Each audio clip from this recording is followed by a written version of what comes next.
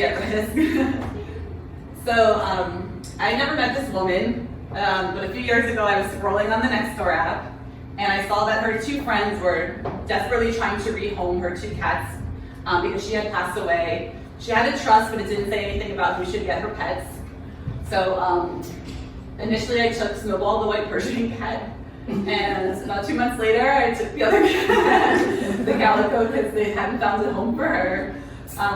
So, you know, Snowball has since passed away, but I still have Freckles, and, you know, it's just really sad. I've seen this a lot of times on social media where people are trying to, you know, rehome pets, or sometimes people just let them outside or bring them to a shelter and they get put down. So if you do have pets, you know, you really care about what's going to happen to them when you're gone, you know, it's important to have a plan for them as well. So you can set up a pet trust where you can say, you know, this much money is for the pet to be, you know, for the care of the pet.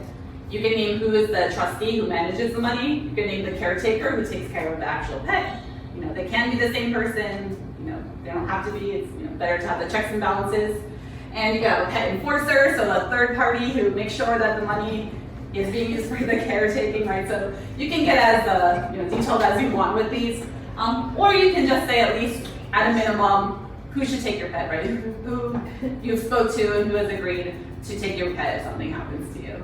And there's also organizations out there that help rehome or like sanctuaries, but just having a plan. It's really important to have a plan for your pets as well.